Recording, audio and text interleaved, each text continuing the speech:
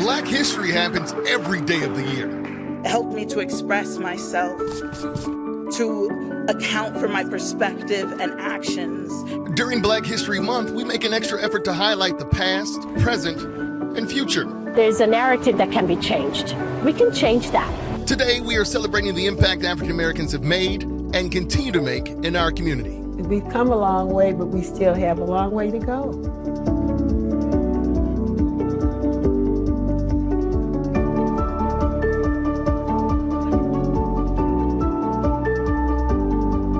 And with that, we welcome you to the 2024 KSHB 41 News Black History Month special. For the next half hour, we'll be reintroducing you to some of the leaders in our community, highlighting the past, present, and future of Black history in our community.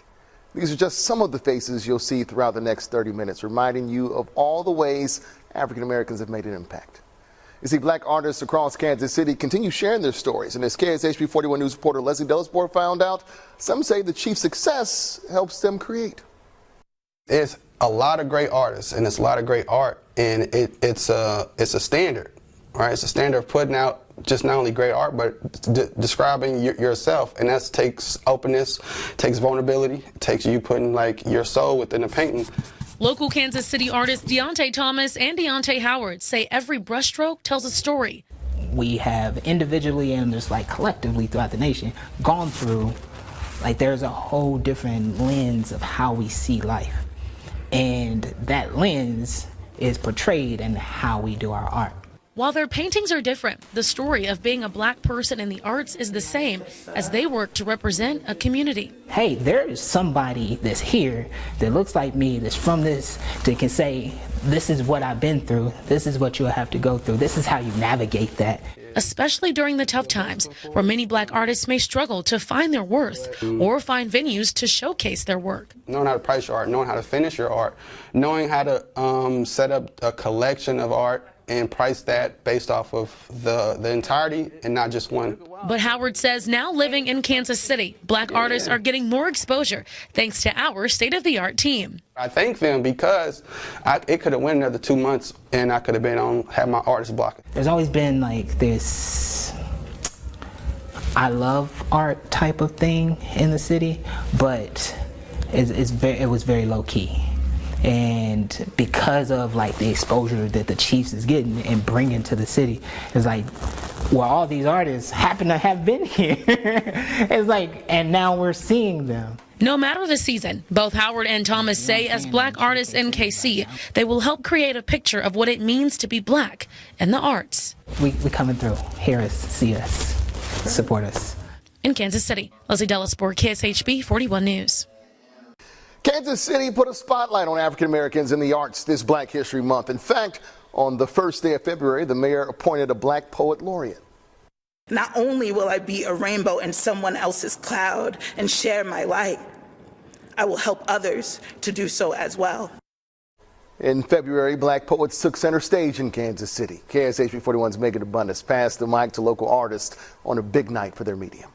I just think that it's important for every single person who feels like they have a story to tell to actually write and share their work. Poets and writers read their work at a Nation in Exile event. Poetry as a tool for building community, poetry as a tool for finding agency, accountability, responsibility, self-expression, and care. To share their work, but also to celebrate writers who are publishing, to learn more about the writing culture and industry. This is a very big deal for Kansas City. It is like the Grammys of writing in a lot of ways, that we all get to come together, all writers of many different styles, to come and celebrate work. Inspire what is normally a passive audience who would come and see art and then feel feelings and then walk away not knowing what to do with those feelings. We hope to inspire them into action. All of the voices matter. It's never too many of a voice. So whatever you have in your heart that's telling you that you need to write, go ahead and get started. In Kansas City, Megan Abundance, KSHB 41 News. You know, a picture can be worth 1,000 words, but a textile, well, that can showcase an entire history. Reporter Jian Kim introduces us to one woman using her craft to tell her history and the work she's showcasing for Black History Month. So that piece is titled 0820 1619. Because if you think about it, that is when my ancestors arrived in Virginia in America. She's continuing the legacy of her ancestors, one seam and one story at a time. The brown represents my ancestors' land ownership, head to toe, head to toe. All of her quilts and designs tell the untold stories of those who came before. It's our ancestors' unfinished stories in America, is what it is. These are stories that have been going on for years. They will never stop. She tells me it's her responsibility to get curious. These are Ndinka symbols. Learn her roots. This one means feminine. This is Sankofa, always reach back. And then teach, especially during a time when she feels her history is being erased. Sometimes people don't always want to hear what you're saying, but they can relate to what they see and what you've created. It's about educating.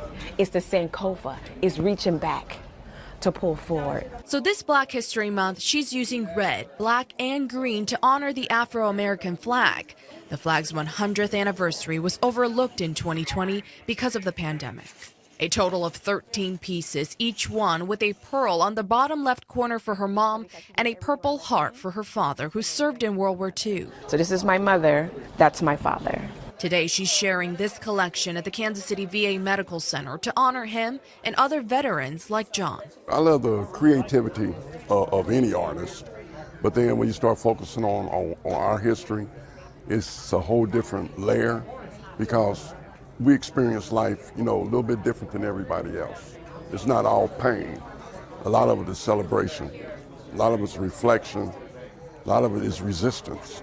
John says art has the power to soothe, but also to wake people up and challenge their perceptions. He hopes her being here is a conversation starter in itself. Someone is creating art because of what they have done and the fight that they have fought, the struggle they went through. Jian Kim, KSHB 41 News. I want you to check out all these clothes on display, all of it, from the mind of one local artist. It was made with the theme of Black History Month in mind, African Americans in the arts. And that fashion designer uses her clothes to empower others. KSHB 41's Caroline Hogan sharing the voices of those who that artist uplifted through the process. Hi everybody, how are you? After 4 years in the business, Suzanne Guns still gets nervous before every show. I don't think anybody would ever be a true leader if you do not have some aspect of fear in you. Her custom couture line from her Shop Tivana world was showcased center stage on Saturday. It's my heart and soul, my designs, and I love doing it. Heart, soul, and history. A native to Kenya, Suzanne's work shows off her roots. When you see a lot of my friends and family that are Black American wearing this, it's a representation of who they are and where they belong. It's home for them. But it wasn't just Suzanne's designs that graced the runway. Almost as important as the clothes is Suzanne's willingness to uplift other Black creators like MJ Hurt. She gave me that confidence to just say, there's nothing you can't do. Literally nothing. Suzanne gave MJ a space for her clothes in her shop. In the Black community, it's so hard to have role models to look up to. And it's so rare to find people that you can look at and say, I can be like that, So she was like that for me. I do believe that as a Black woman, we have to embrace each other and not divide each other. During a month where Black culture is in the spotlight, Suzanne and Tivana are examples of what it means to love what makes you, you. Especially if it means pushing yourself out of your comfort zone. No matter what race, no matter what your culture is, it is meant to be celebrated. Caroline Hogan, KSHB 41 News. Still to come, continuing a family legacy, what it means to be one of the Curls in Kansas City. Freedom Incorporated, a nonprofit championing civil rights for decades. It was started by a man with a passion for his community. Fred Curls founded the organization decades ago. His memory lives on through his family, leading the same community he loved. For Black History Month, KSHB 41's Megan Abundance talked with the Curls family. She shares how they're continuing the family legacy and what it means to be a Black leader in the Kansas City Metro.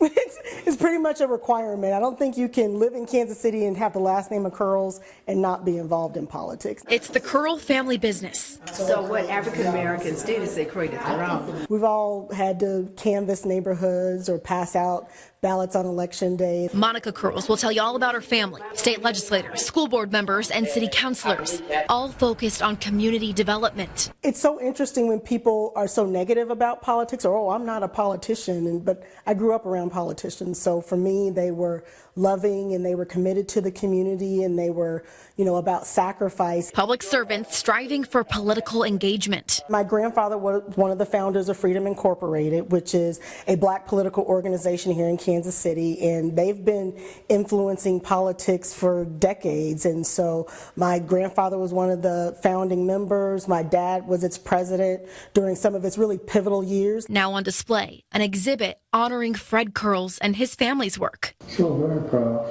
A family that was dedicated to make things better for generations to come. Perseverance, and that's one of the things that I've learned. I ran for office a few times before, and so if it's a dream or something that you want to do, don't be upset that you've lost, because it just may not be the right timing. Reminded my mom about a political cartoon that had been in the Kansas City Star, and it had a caricature of my dad sitting behind a desk with Freedom, and it said, when we suggested you people be involved in the political process, we had no idea you'd be good at it. And so I just absolutely love that, because it is very, everybody just had low expectations, of what Freedom was going to be able to do, of what Curls were going to be able to do. There is a lot of history, and that's a good thing too. And we need to share it with our younger people and some of our older people so they'll remember it. A family that has heart for collaborative ideas. In Kansas City, I'm a lucky man, not know it. Megan Abundis, KSHB 41 News.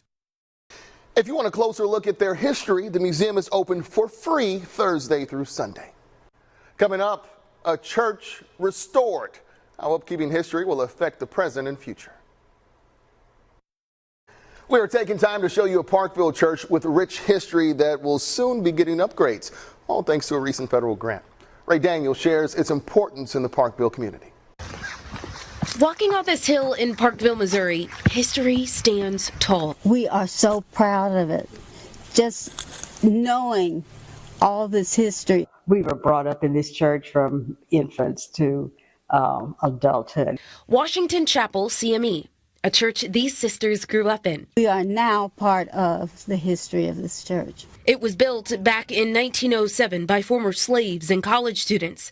Members say it served as the beacon on a hill for the African American community. People served so many years here, gave so much so that we could have this presence in the community, and to be able to know that they can come, fellowship, worship. We are here for everyone. Pieces of that history standing strong more than a century later. When the church was completed in 1907, this is the only stained glass window that was in the church. Then in the 50s, our mother encouraged the church members to make all the rest of the windows stained glass windows. A dedication picture shows some of the first members of Washington Chapel CME. A couple of kids hanging out the windows. But other pieces of history need renovating. The roof, get our electrical done, make the bathroom handicap accessible. The National Trust African American Cultural Heritage Action Fund invested $4 million in grants to 31 historic black churches across the country. Washington Chapel was one of them. I pray that it allows us to be vibrant again, to be able to have the people coming back into the community and wanting to be a part of this church. And have that history restored. This church again will start spreading the word of God from this hillside. In a place that's home to so many. We've been moved away, lived other places, but this is home. We come back home. Ray Daniel, KSHB 41 News. Well, of that federal grant, Washington Chapel CME received $160,000. That'll help with some of the renovations they're working to complete. They have a $650,000 goal to preserve this historic Parkville landmark. So to come, upholding the legacy of Emmett Till. Here a historian reflecting on how a tragedy 70 years ago still makes an impact. In an effort to help teens succeed, the Olathe Public School District is helping students engage with community and school leaders. The goal? To give students the guidance they need to succeed while celebrating diversity. KSHB 41 News reporter Daniela Leon tells us about the district's teen program and how it's fostering a stronger future for these students, including Emery Edwards. Seeing what you could be. Financial goals. What does that mean to you? And the power representation and diversity holds. I really think that it helps us out and teaches us, like, oh, you don't want to be the stereotypical to everybody else's eyes. You want to show them that you're better than what they think you are. Edwards is part of a group of Olathe students taking part in the district's teen program. The goal is to teach, educate, achieve, and mentor select students of color through monthly meetings like this, where they engage in conversations about the future and what they can do now to prepare for what's next. Seeing, the guy that cuts hair or the guy that owns, the gym or something like that is also a member of this community and understands the importance of building relationships throughout the community. And the mentors leading these meetings, district leaders and coaches, along with community members in fields like finance, showcasing the importance of diversity. We do have a lot of diversity in Olathe, which is cool, but not at every single school building. And so for them to be able to get together with other groups of diverse individuals throughout the district, not only do they get to see coaches in different lights, they also get to see students in different lights. The program has been part of the district's fabric since 2019 and continues to grow in helping these students cultivate a better future for themselves and show the world what they're capable of. I've seen that guys that look like me and you that have succeeded. So if they can do it and they've put in the work, then I know that I can do it and I can put in the work to do it. Daniela Leon, KSHB 41 News. That was KSHB 41 News reporter Daniela Leon. It's not just community members and teachers hosting monthly meetings under this teen program. The district has invited former Chiefs players like Sean Barber to come talk with these students about current events and career opportunities after high school.